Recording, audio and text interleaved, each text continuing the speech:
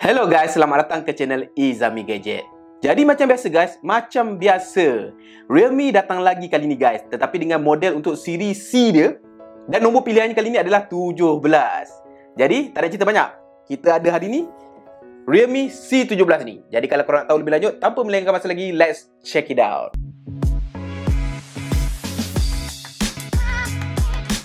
So, setakat video ini dirakam, Realme Malaysia telah mengumumkan harga rasmi untuk Realme C17 ni, di mana ia bakal ditawarkan dengan tanda harga RM899. Jadi kalau korang nak tahu apa yang korang bakal dapat dengan RM899 tersebut, adakah okey ke tidak?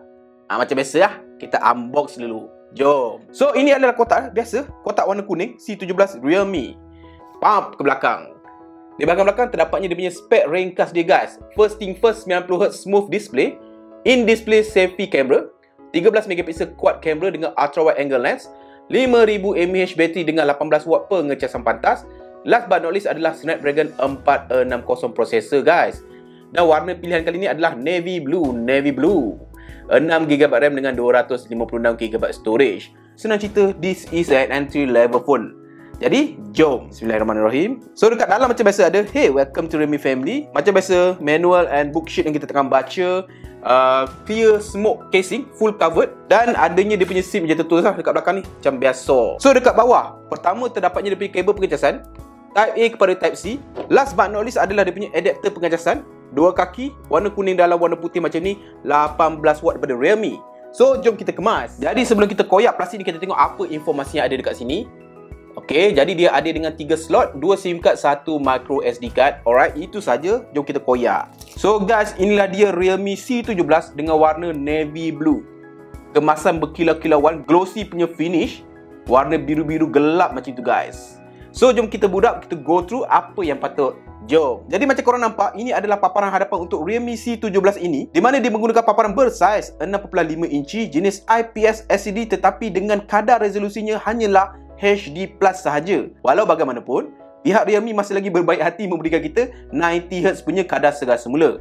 So korang akan dapat HD Plus dengan 90Hz punya kadar segar semula. Dari segi desain paparan, kalau korang nampak menggunakan teknologi punch hole display, di mana dekat atas ini menempatkan selfie kamera 8 megapixel.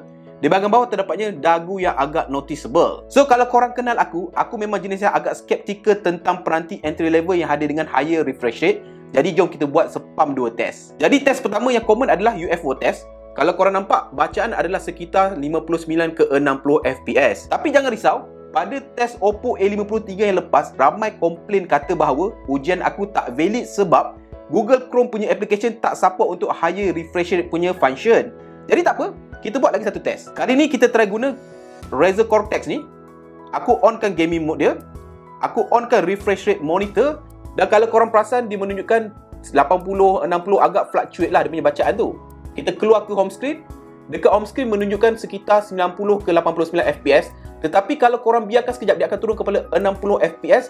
Bila aku sentuh screen, dia akan pergi ke 90 ataupun 89 FPS. Jadi aku tak sure sama ada adakah peranti ini mempunyai teknologi seakan-akan adaptive sync punya teknologi, di mana dia akan adjust refresh rate berdasarkan kepenggunaan. I don't know. Tetapi dari segi test yang kita buat, kau nampak macam itu kan? Maknanya kalau tak guna idling, dia akan jadi 60. Kalau bila tekan je screen, dia akan jadi 90 FPS. Dari segi paparan, ya, aku tak ada apa-apa komplain. Dari segi warna dia okey. Cumanya dari segi dia punya kekurangan pixel tersebut, kalau korang tengok secara mata kasar, korang takkan perasan. Tetapi jika korang telik betul-betul, korang akan mula perasan kekurangan pixel tersebut. Beralih pada bahagian atas, tidak terdapat apa-apa, kosong sahaja. Di bahagian bawah terdapatnya speaker grill, port pengecasan Type C, mikrofon dan juga lubang kegemaran ramai, Virtual Audio 3.5mm headphone jack. So, thumbs up untuk itu. Di sisi kanan terdapatnya on-off button dan juga volume rocker up and down. Itu sahaja. Di sebelah sisi kiri terdapatnya SIM card tray yang menempatkan 2 SIM card, 1 micro SD card untuk expandable memory. Beralih pada bahagian belakang, di mana kalau korang nampak dia punya finishing ni adalah seakan-akan glossy dengan warna kilauan-kilauan navy blue ini. Walau bagaimanapun, panel belakang ini diperbuat daripada plastik as expected from an entry level phone. Di mana kalau korang nampak dekat bawah terdapatnya brand Realme. Dekat atas sikit terdapatnya dia punya rear mounted fingerprint. Dan apa aku boleh katakan dari segi dia punya functionality memang agak pantas. Dan dia juga mempunyai face unlock di hadapan. Cumanya dari segi dia punya kedudukan fingerprint ni agak tinggi ke atas. Aku hope kalau ke bawah sikit dia agak selesa untuk digunakan. Last but not least, dekat atas ni terdapatnya setup 4 kamera, di mana kamera utama adalah 13 megapiksel, kamera kedua adalah 8 megapiksel ultra wide angle, kamera ketiga dan keempat masing-masing adalah 2 megapiksel, makro dan juga depth sensor. Dan kesemua kamera ini mampu merekod sehingga 1080p 30fps saja. So far daripada segi informasi dekat internet tidak terdapat apa-apa gyro, EIS ataupun OIS kat kamera dia. So aku pun ambil beberapa shot gambar, jom kita layan.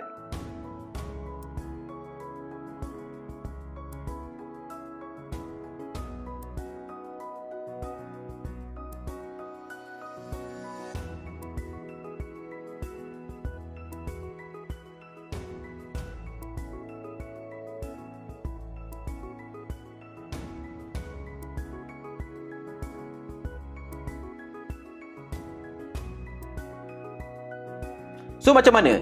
Dari segi hasil gambar, apa aku boleh katakan, ya, okey-okey saja untuk sebuah entry level phone. Kamera setup dia agak versatile, ada ultra wide angle here and there.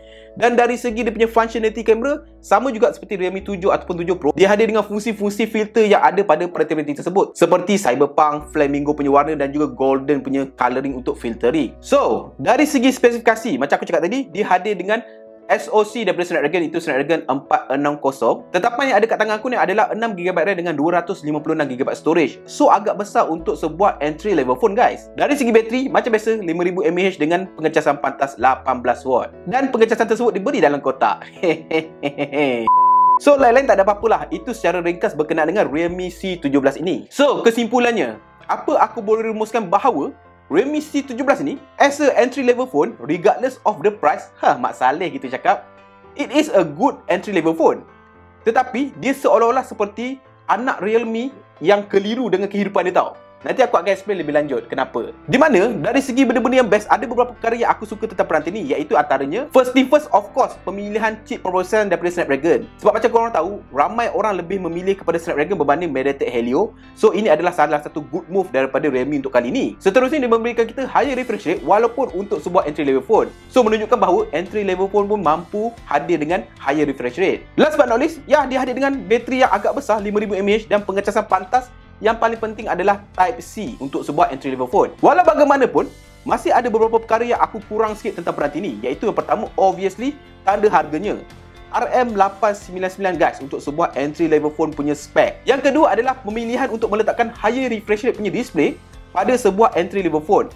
Dia seolah-olah macam ni tau, seolah-olah sebuah Ferrari hadir dengan enjin kancil. Kau akan faham apa kemasukan. Dan last but not least, benda yang paling aku annoying adalah korang hanya mendapatkan resolusi HD Plus saja untuk tanda harga 899 guys.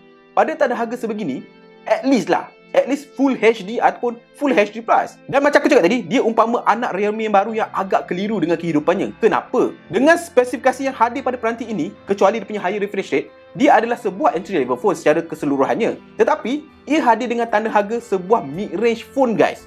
So, kalau aku adalah peranti ini, aku agak confused. Aku adalah entry level ke? Aku adalah mid-range ke? Ataupun dah ada satu segmen baru dipanggil entry level premium. Dan dengan tanda harga tersebut, easily, aku akan recommend ke korang untuk better ambil Realme 6 yang lepas. Tetapi, dengan tanda harga tersebut juga, ia secara mudahnya akan ditapau oleh peranti mid-range killer 2020 tahun ni. Korang tahu, aku tak nak sebut peranti apa. Korang tahu peranti apa yang hadir dengan harga lebih kurang macam ni, tetapi spek yang jauh lagi beza kot daripada ini. So, agak confusing bukan? So guys, sekian saja aku punya bebelan untuk Realme C17 kali ni. Walaupun bagaimanapun, kalau anda kata korang nak dapat peranti ni, korang boleh klik kat link kat bawah. Aku akan letak link kat bawah. Dan sampai bertemu lagi di video akan datang. Macam biasa guys, Assalamualaikum. Ciao.